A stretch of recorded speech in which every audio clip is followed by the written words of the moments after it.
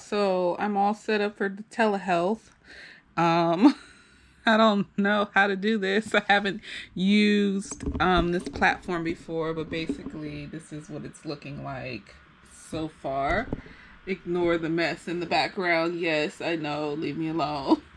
So this is what it's looking like so far. There's the webcam situation thing over there. This is like the waiting room and thing. This is the tape I put on my laptop in case of hackers. Yes, I'm paranoid. Leave me alone.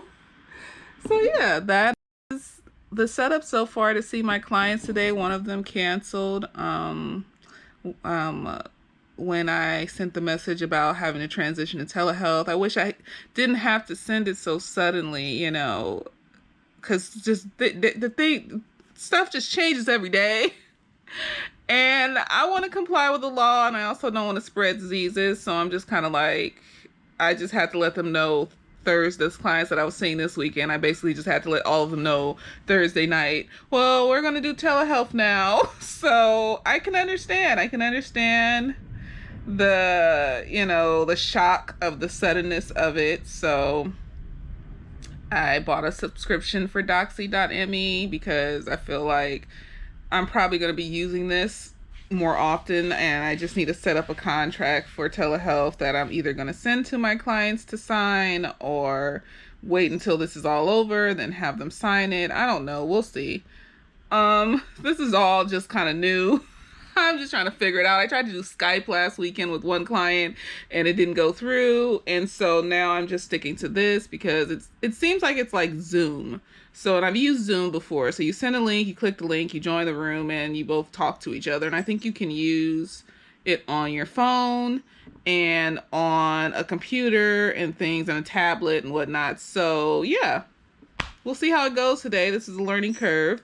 I told my clients, if things start messing up, we're just going to figure it out. I'm hoping it's easy and simple to do. The instructions look easy and simple, but I'm kind of scared because what happened last weekend with Skype, one of my clients self-quarantined and they wanted to do Skype because they were sick and stuff. So that's understandable. Yeah, so I'm waiting for my 12 o'clock. We'll see how this goes. I'm kind of anxious because I just don't want stuff to mess up, but hopefully it's pretty simple and, we can have a coherent session and it's not weird and it's not, I don't know, maybe that's just my anxiety talking. I'm just being anxious and overwhelmed. But yeah, this is day 2 of being quarantined, shelter in place. After these 2 clients that I have today, I'm probably just going to go drive to the beach because I need to get outside. I'm probably going to lose my park that I have, because I park right in front. And it hurts my heart that I'm probably going to lose that park. But you know what? I don't care. I don't care. I just need to get out the fucking house, and I want to go further than the park down the street. I want to look at the water and sit in the car and contemplate life and why things have to be the way they are. I guess this teaches us all a lesson. This is a moment in time where we can learn to be grateful and learn to care about other people and stop being materialistic assholes. But I'm just wondering, how long will it last once everything gets back to, people not being sick all over the world. I'm not going to say normal anymore because I feel like I don't really want things to go back to normal because normal led to this. And so, you know what? Let's do better. Hopefully things will be better. There's like 10,000 people sick in New York. They had to shelter in place over there. So, I'm just kind of like, and then, I feel bad about my earlier videos where I said that, oh, this is like the flu. Well, the flu kills 300,000 people in a year or whatever. But this shit is killing like that many people in a month or some shit. Like if you just let it go unchecked. That's the difference. And so I'm stupid and I admit it. And I said what I said. I apologize. So you know what? I don't know. Maybe this is like the process of a person going from denial to figuring shit out that you were wrong. Although I still don't like how they can just shut things down like this. I don't like that. Because I feel like that's a lot of power to have and it's scary. It's great when it's needed, but it's scary that they can just do it. So I still stand by that part. But otherwise, I don't know what the fuck I was talking about earlier. I hadn't researched too much of anything. You know what? This shit is killing that many people in a month. Heart attacks kill that many people in a year. This shit might kill that many people in a month or two. That's the difference, y'all. That's why it's different than the flu. That's why it's different than whatever else disease, and that's why it's different than car accidents aren't killing 300,000 people in a month. That's the difference. So, this shit could kill 4 million people if left unchecked in America in like a month or two. That's the difference. So don't sit out here. That means that like 300,000 or whatever. If you leave this unchecked, that means like 300,000 or whatever people are dying each month, not each year. Okay. So yeah, the numbers are going up exponentially and it's becoming a big issue. And so I apologize for my stupidity, and I'm going to be more grateful and have more graciousness and be more humble. This has humbled me. And God bless the people in Greece that were, doing my hotel. I don't know. The guy that I talked to on the phone when I called sounded kind of older. I hope he doesn't have hope he doesn't get this illness. I hope he's protected. God bless him. God bless us all. God bless, everybody that is susceptible to this, even more so, because there's people that have like immunodeficiencies, like the girl that commented on my shit. I still don't like that part though. I don't like people telling me what to do.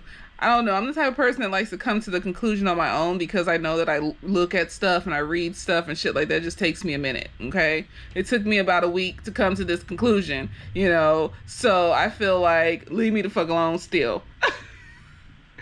But, there's people with immunodeficiencies, with underlying illnesses and stuff that were just going along their daily lives. They probably would have lived to be like 102. They probably would have lived a long time. Some people that had cancer that was in remission, that was like gone, basically. They were a cancer survivor. They just died from this shit, So I have nothing. I have nothing to complain about. I have nothing to say.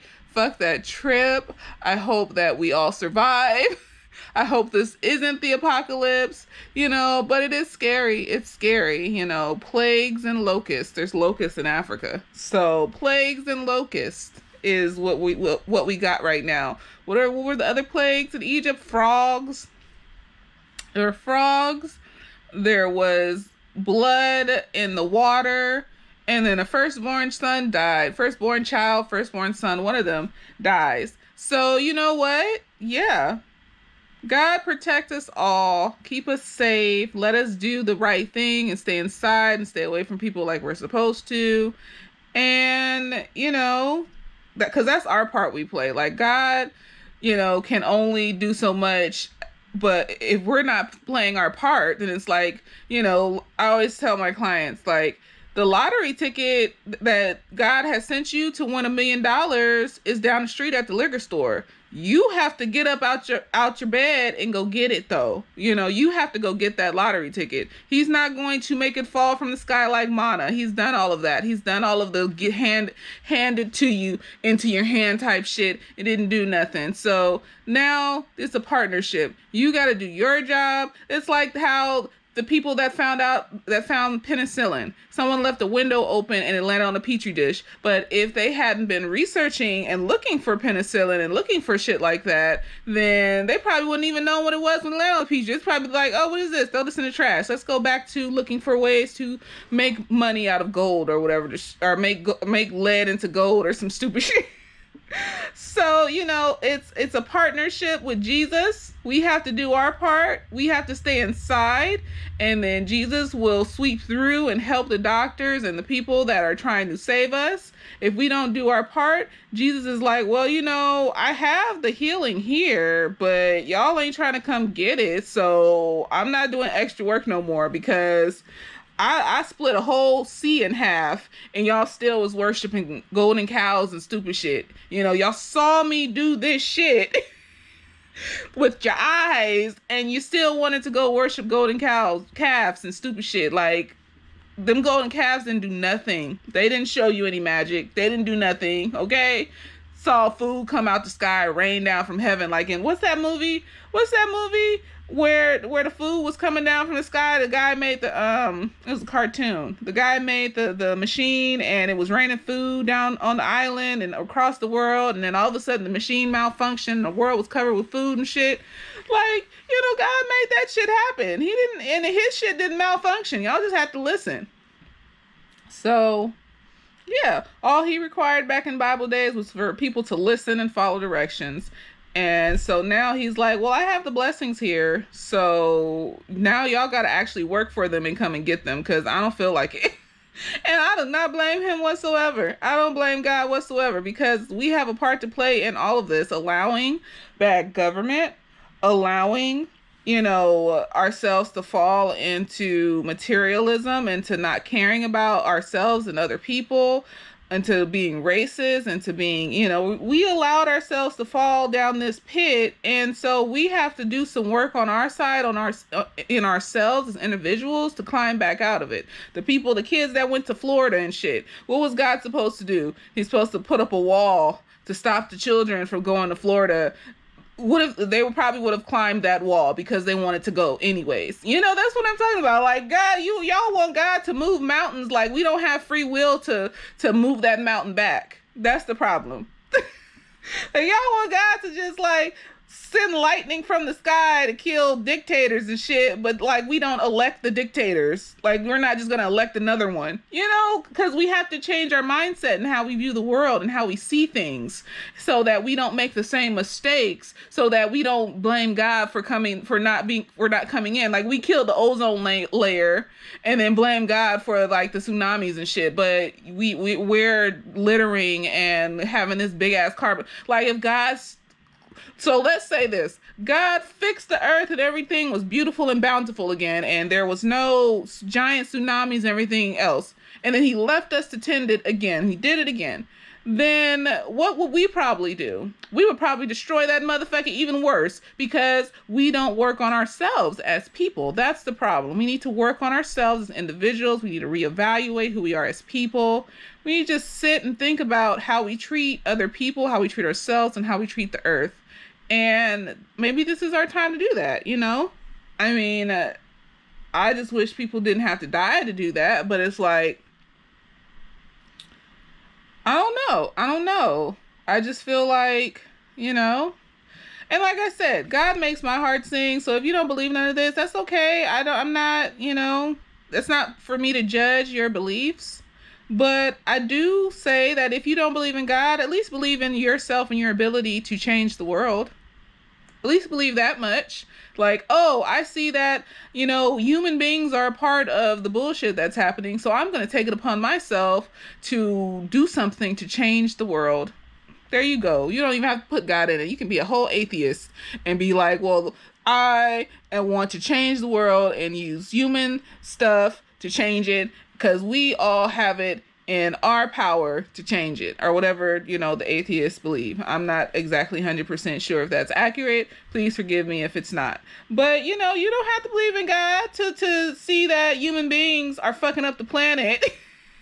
And we all need to figure this shit out before we all blow this motherfucker up or kill all the animals and the plants and stuff. So, yeah, I've done a whole 180. I apologize for not seeing the seriousness of this. I was one of them stupid motherfuckers. I will wholeheartedly admit that.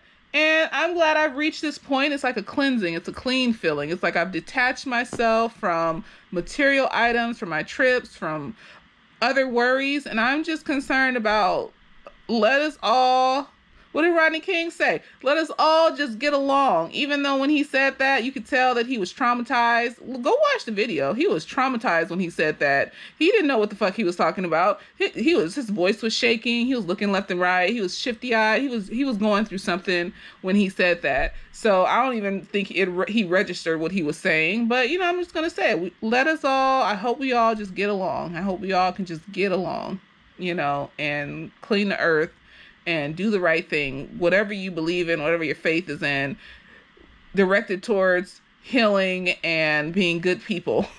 As good as you can be, and stop hurting other people and being selfish and not caring about anybody but yourself. And that's also directed at me as well, because I only cared about myself. So stop caring about yourself, Jasmine. Okay, I'll probably be back later, well, at the beach or something. So yeah. So I'm at the beach. I brought my book, Berserk Part 1. I've been like off and on reading it just because I get bored with shit after a while, so I need to come back to it. Look at these people at the beach, y'all. It's not as many as it usually is on a sunny day, on a sunny Saturday in Long Beach, but it's interesting. I told y'all, we hang on to our addictions, and we are addicted to normalcy, just like it was crack. All the old people I seen walking around today, just old and haggard and age spots and shit type, old and stuff. And it's like, we're not about to stay inside like that until niggas is dropping like flies in it, like they are in Italy. And that's what it is. Motherfuckers out here jogging, speed walking, not understanding the importance of all this shit. Oh, you know, I'm out here. I'm in the car, but whatever. I'm out here too. I was thinking I was gonna drive around and see like a wasteland and shit. And people are like, no, we're not social distancing. We're walking by each other. We're not sitting extra close to each other, but like, we're hanging out near each other in the same vicinity. People just want normalcy. And we're gonna die from wanting the same shit over and over again. I don't know what to say. I'm out here too in the car. And got me some fast food and shit because I'm not a healthy eater. I drink my soursop tea and take my monolaurin, and I hope that's good enough for right now. Heck, gummit. Keep that in here for posterity. Oh, that's gross. Oh. Laundromat's open. That's a positive. I'll go wash my clothes tomorrow because I need like drawers and more pajama type shit to wear when I'm walking around the house. But yeah, it's almost like a defiance. Before, like, fuck the government, I'm gonna go outside. I don't gotta go to work. Fuck that shit. And it's sunny, and it's the weekend, and we got the beach down the street. We're going outside. Well, yeah, 200 people died in America, but until it's like, I'll say 5,000 in 1 week, then people will start taking it seriously in America. Otherwise, people just don't give a shit like that. And it's horrible. God bless us all, because I don't know where we're going to end up. But motherfuckers is about to be out here, and it's fucking sad. But it's like, who am I to say? Because I'm out here too, so even if I'm in the car, am I like encouraging being out just because I'm out here sitting in the car? Maybe. I don't know. But I tried to, you know, compromise and have a solution for it. You know, I figure I'll be in the car, so I'm not gonna be out touching and walking by people and touching shit. Only contact. And when I went to Jack in the Box, it was funny. They didn't have no mask on. They didn't have no gloves on, nothing. So, you know, we don't care until it gets serious. Especially Americans. Especially Americans. Motherfuckers don't have to be dropping like flies before we like start panicking. So the government is trying to prepare so that we don't drop like flies. But Americans ain't gonna listen. Especially not in California or anywhere where there's a beach. We don't care. I don't know how to feel about it.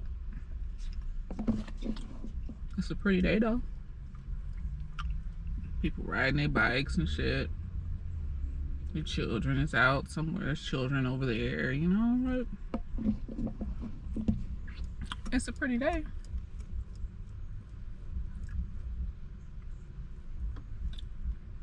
I don't know.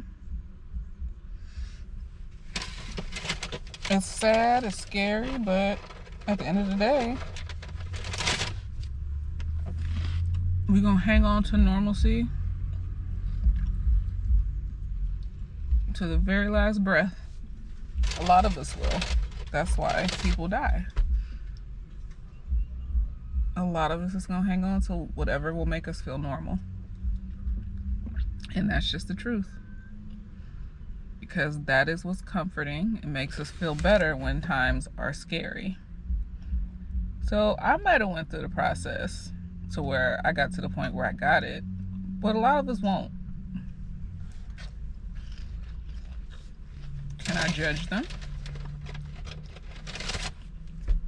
Not really. Because it's a knee-jerk reaction. There's not no maliciousness behind it where I actively want to kill people and spread disease, you know. It's more like a panic. And to stop the panic from rising, we will do anything we can. Fuck everybody else. And some people probably justified it just like I justified it. Well, I'm going to be sitting in my car anyway, so it doesn't matter. So some people probably justified it and was like, well, I'm just going to walk down the beach, you know. But they didn't consider like the 1,500 other motherfuckers that's going to be walking down the beach. You know, I'm not getting out the fucking car. I'm about to get this fucking disease. Hopefully I'm prayed over my food. The people at the Jack in the Box didn't give me no fucking disease neither. Motherfuckers riding their bikes and shit. Yeah. We crave normalcy in times of terror. So anything that'll make us feel normal, we will do. Especially if you tell us to stay in the house. Especially if you live in a nice area with the sun shines and there's beaches and shit. So yeah. Not all of us is going to take the journey to get into the point where they see the seriousness of this and want to abide by it and shit. Because the fear is too overwhelming. And a lot of people don't want to face that shit. Why face it? That feeling is scary. I don't want to deal with that feeling. I want to run away from it. So guess what I'm about to do? And get the fuck away from anything that reminds me of y'all trying to scare me.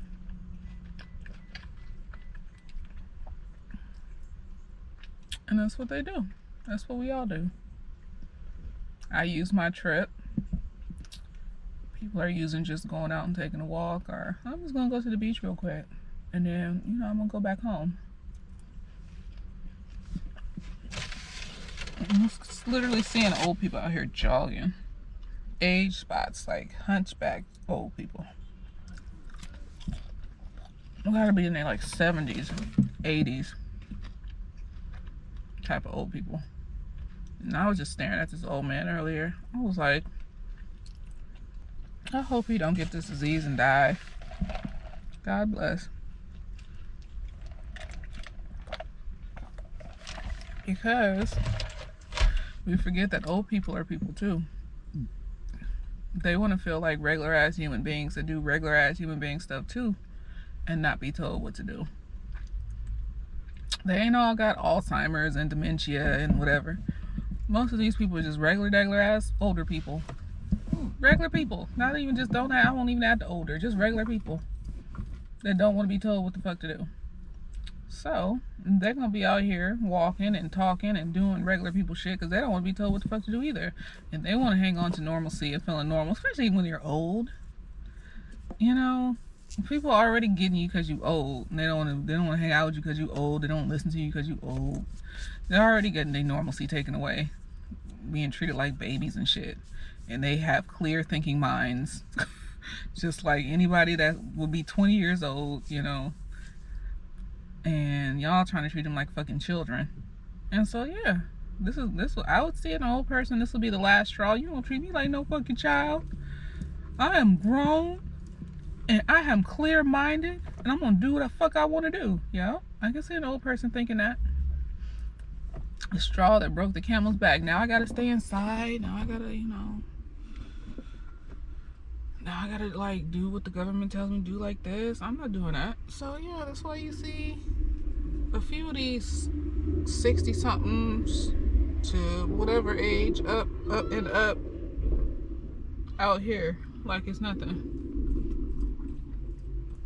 I'm looking at this old couple that's just walking by. They're older. At least the husband is. The wife looks a little bit younger. Yeah. Nobody wants to deal with that. Niggas out here with a surfboard and shit. Driving around Long Beach today. Looks like regular weekend traffic for Long Beach. All the things. People don't like being told what to do, y'all. That's why you can never really be prepared for pandemics unless you have figured out all the germs and all the viruses in the world and have a cure for them already. Because people are going to do what they want to do. Because you're asking them to overcome their anxiety in like 2 weeks. People that probably have lived with anxiety for most of their lives. You're asking them to be like, oh no, this thing that makes you anxious, it makes you scared. We need you to like do positive things about it, when you can't even, you know, do positive things about your social anxiety. You know, like positive coping skills and shit. Even admit that you have social anxiety. And we're asking people to be like, oh yeah, we want you to figure this out in like 2 weeks. I'm not saying it's an excuse, and people probably will have added depression and anxiety later on. More people die and all this other shit, but people are not about to be in the house, y'all. Unless you do like martial law or some shit, people are not about to be in the house. Not the majority of us. Well, I'll say the majority of us, but there's gonna be, I don't know, I think it's half and half, because there's a lot of people out today. This is about normal for a weekend in Long Beach, at the beach, because not that many people come to this beach like that. This is about normal, I'll say. They got the parasails over there. Y'all see that? They parasailing that shit still. Like, these people are not about to be in the house, y'all. I'm sorry to say. I'm not about to be in the house, but at least, you know, I try to make it so that I'm not dreading shit. I'm not getting out the fucking car. I'm gonna get out the car to throw this shit in the trash. Trash can right over there, though. So, I'm not gonna be going far. Yeah. I don't know what to say. Maybe I'm wrong for being out of the house, too, in a car. You know, if you tell everybody they can take a walk and that's how they can get out the house, then everybody's gonna get out the house and take a walk. Shit. And, you know, you give them options for getting out the house, then everybody's gonna get out the house and take a walk. They're gonna, you know. That's the only option I have. I'm gonna take a walk every fucking day. Just be out, walking around and shit all day. So hopefully they can find like a vaccine or some shit for this and hurry the fuck up. Hopefully most of us got it earlier this year, late last year. Maybe there's like a herd immunity already set up. Hopefully this will be over soon, because I don't see people staying in the house. I really don't. Oh, I just see this older couple, and they look like they was in the 80s. Are they like 90s? I don't know. But the husband was in the wheelchair, and the wife, I'm assuming it was his wife, because she looked older. She looked too old to be a caregiver. Like, you know, like a nurse or some shit. maybe she's his caregiver as his wife, but she looked too old to be like a caregiver, like a nurse or some shit. And she was pushing him in his wheelchair, and she had like a hunchback and stuff. Yes, there's another lady rolling around. She's younger though. She's in a wheelchair too. I'm not gonna film it because that's fucked up. I couldn't do that. But you know, here's another lady going by, and she's in a wheelchair, and she's younger. She looks like she got underlying, you know, illnesses and shit. Obviously, just out rolling around doing stuff. I'm telling you, people ain't gonna stay in the house. People do not want to stay in the house. So I'm still at the beach. I'm just relaxing. I took a little mini nap, like for maybe 20-30 minutes. I've been watching, what's this show on Netflix? I think it's called I'm on Death Row or Kill or something. Let me see. I Am a Killer. There you go. And I'm starting to realize that I be believing shit. So basically on the show, they have somebody that's either on death row or has life in prison because of, you know, killing somebody or whatever. And basically they're just on there. They talk about what they did. And then they go and they interview like witnesses, and they go back to the confession tape, and they interview the original interview of the person that's in jail. And then they like, you know, record those things and bring it back to the person that's in jail. And a lot of times, you know, in the very beginning, when they first let the person tell their story, it's like usually this sob story, and you know, this shit happened to me, and you know, I got abused, and then I only did this for, you know, and then try to justify it. And I'll be believing these motherfuckers. I'll be like, oh, that's fucked up that, you know, you were abused and that, you know, you had to experience all of this messed up stuff. And, you know, you really love that person. That's why you wanted to protect them. And then come to find out it was all act. When they go and do the original like interview tapes, and then they go talk to the people that know them or the witnesses or something like that, and you realize, oh, they actually have mental health issues. And they actually have like these problems and stuff, and a lot of this stuff was done maliciously, and they didn't really care that much. And I'm just like, okay, so I'm trying to spot, like, how do you know when somebody is like a sociopath or something, when they can come off so, like, one guy even cried in the beginning talking about his stepdad and how that was the only real father he had, and you know, he hadn't cried since, you know, his stepdad died and all this other stuff. And then come to find out, and then he said he like murdered this lady's husband because he was beating her, and he grew up in a house where men beat women, and he wasn't able to save his sister who was getting beaten by her dude. So he felt like he needed to help this lady. And I'm just sitting here just soaking that shit in, and I was just like, oh, that's so sad. You know, that's a repeat of trauma and blah, blah, blah. And then it goes on to show the interview tapes, how he was like bragging basically about killing this lady's husband. Also about, he said he wasn't in a relationship with this lady, you know, or anything, but then goes back to him writing letters to a pen pal talking about he was in a relationship with this lady and how he loved her and stuff. And also there was life insurance on the husband, and the lady got the life insurance 2 days after the husband died, or they found out about the life insurance 2 days after the husband died.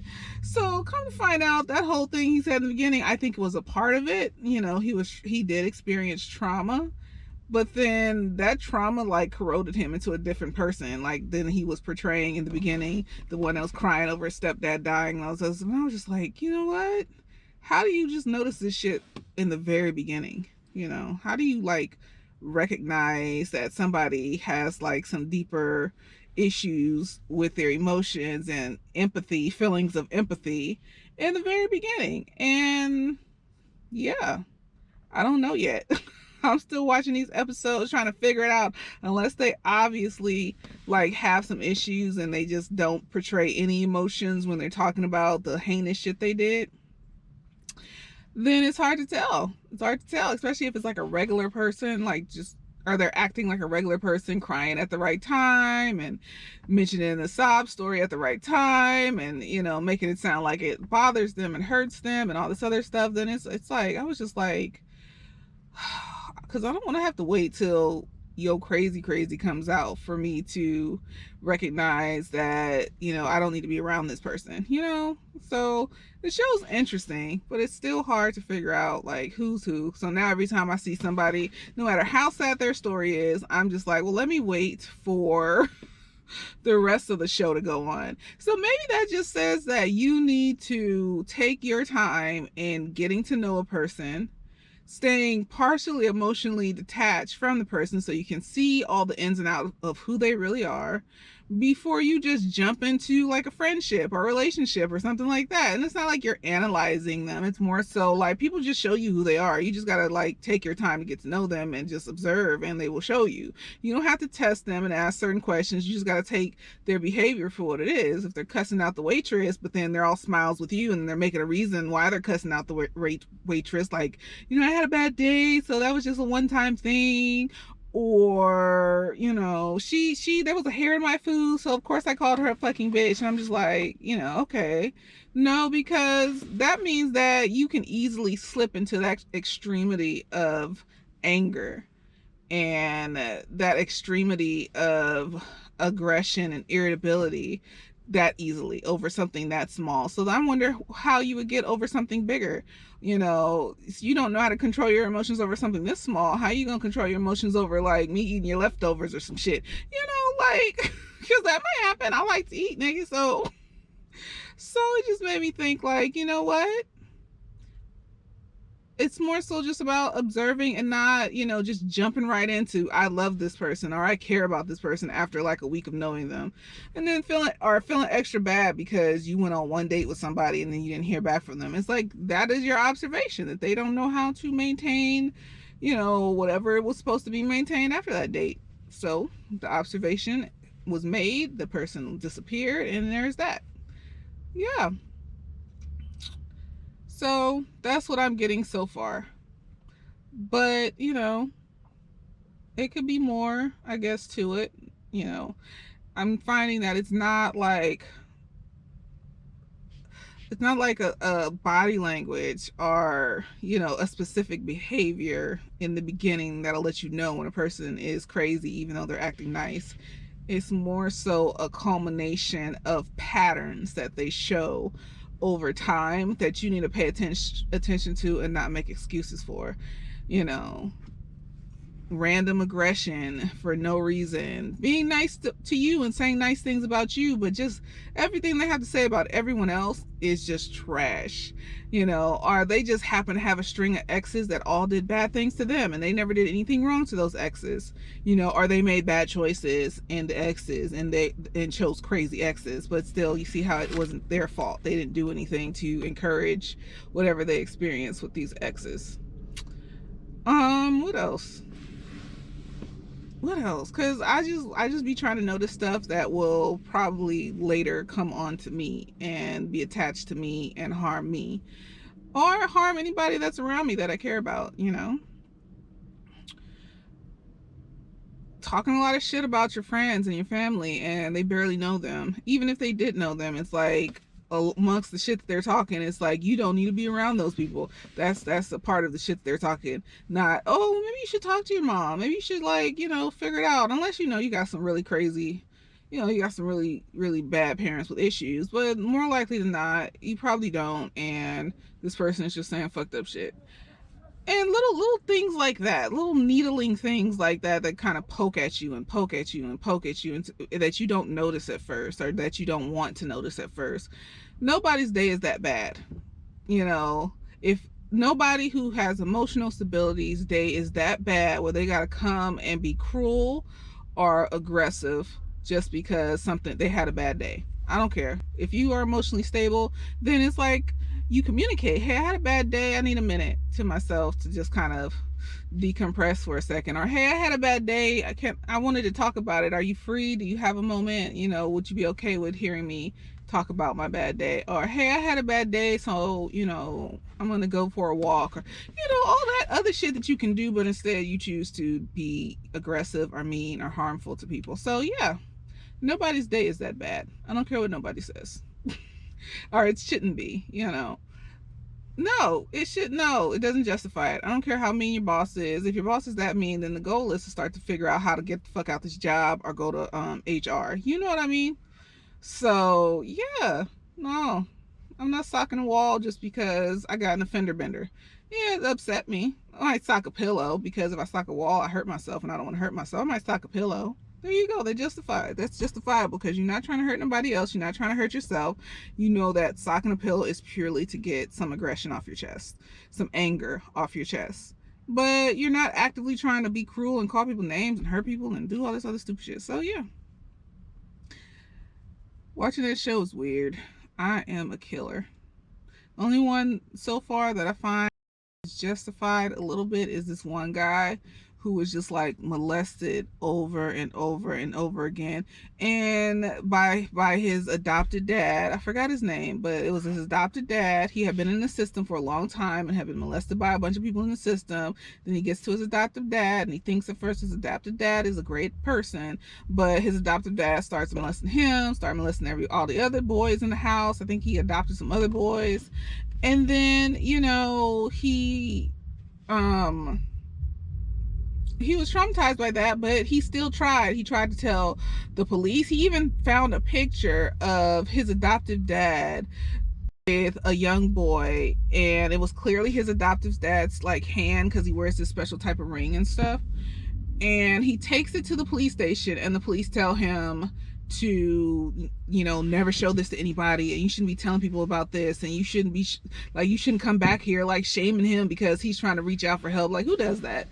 And so that was the last time he ever tried to get help. Like, I think he tried to tell teachers, like other people knew, and nobody did anything. And then one day, he stops talking to his adoptive dad, and his adoptive dad was like a teacher too. So he was a teacher, and he was like, I guess he was molesting the students too, but there was this one girl, this black girl, that used to hang out with the guy at his house where him and his adopted dad lived. And I call him adopted dad because that man was not his father. That man was an evil devil person. And so anyways, he was molesting the dude's girlfriend too, and so the dude, the guy that killed the adoptive dad, he ends up leaving the house with his girlfriend, gets her pregnant, and they get, I think they get married or something. And they're living, but it's still troubling him what that man did to him and what all those other people did to him. So his adoptive dad has parents. This is the guy's grandparents, right? And so he feels a closeness to his grandparents. They live like right down the street. I feel like his grandparents knew. I feel like they knew. And I also kind of sort of feel like the grandpa might have, either molested his adopted dad. I mean, there was no proof of it, but I just feel like there's something fishy there, because the grandpa wore the same ring as the adopted dad. The grandpa was strict but loving. That's how the guy described him. And I'm just feeling like, I just feel some type of way. I feel like there's something in the air. So anyways, he feels like that's the only good family he's ever known. Right? So he, is close to them. So one day as an adult, he goes over to their house because he's finally just have all this trauma boiling up inside of him, and he just needs to talk about what happened. So I guess he goes to the grandparents' house and finally tells them that he's been molested all this time by this crazy nigga. And they don't believe him, and they get in an argument with him, and he blacks out and stabs them to death. So it's not an excuse. It's not an excuse, because he should have been going to therapy before this. He should have been trying to get his mental health and trauma worked out instead of just letting it like sit inside of him and things like that. But they put him on death row, and then they didn't even enter the evidence of the fact that his adopted dad molested him into the court. So it just looked like he went and stabbed his grandparents for no reason. But in reality, he stabbed them because, he was molested, and this was his like last try of trying to reach out and get help. And they basically told him, like everybody else told him, to shut the fuck up, it's not true.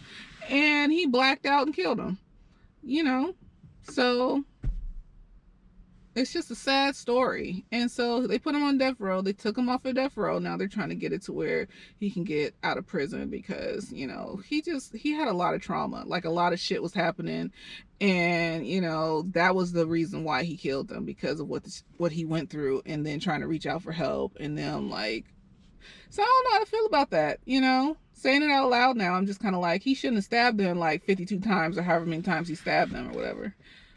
But at the same time, I can kind of see how some shit like that can make you black out, if it's the straw that broke the camel's back, and do some crazy people shit. So I don't know, but that's the only one that I'm just kind of on the fence about. The rest of them did that shit and they didn't give a fuck, and either they wanted life insurance or they wanted, you know, like, just to kill people just cause, you know. And yeah, a lot of them went through abuse, and they were like, one woman was probably beaten by her husband and stuff. But at the same time, the way that she went about killing her husband, and it just, you know, no.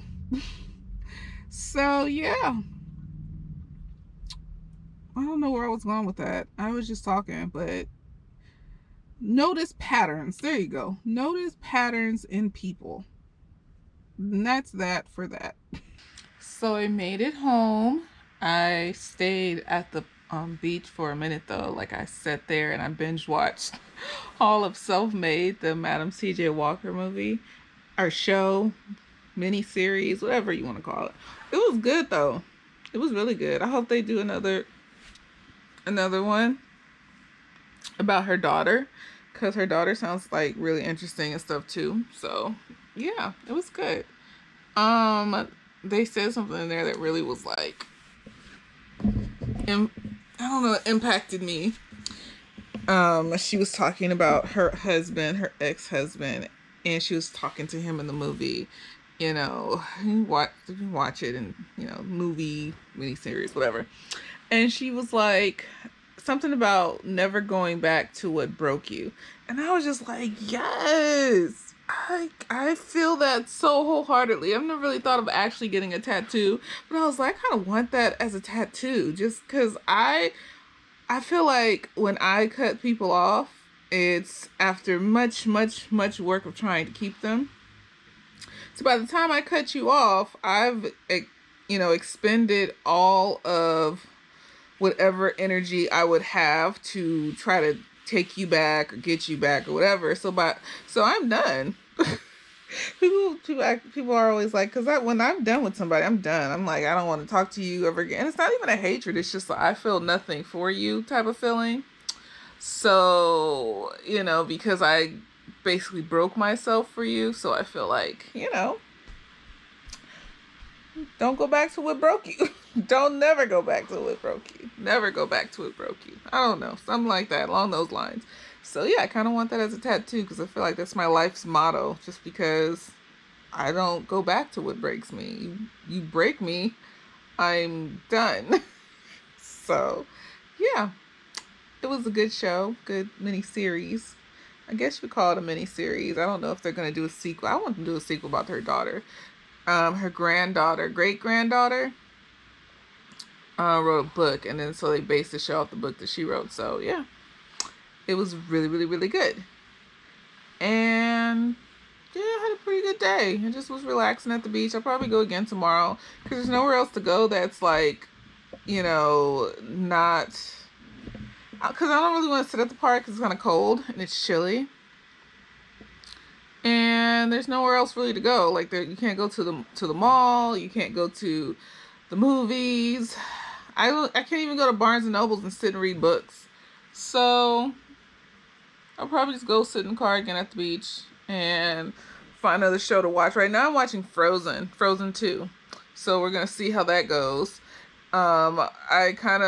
Spoilers first and foremost. Let me say spoilers. But I haven't seen it yet. But I really think they're going to give her like a lesbian girlfriend, or like a girlfriend or whatever.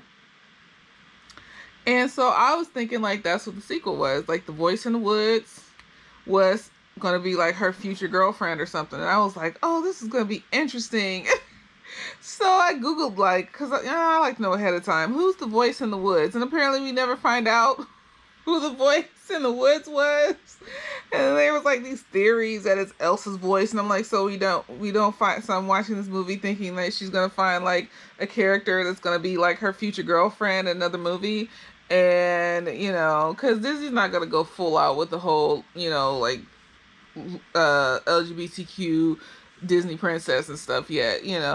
I think they're just gonna slowly move into it. I don't think they're just gonna jump right into it. So I was just like, I thought they were gonna do it. I thought that they were really. I was like, but nobody had said anything about it. So I was just like, well, maybe they put her in there, and that's the voice in the woods, and that's gonna be like later on. That's gonna be her future like girlfriend or queen or whatever. So yeah, I thought that would have been interesting. Not just another regular Disney princess movie. But, no, it's not. So, but yeah, I'm watching it. It's very song heavy.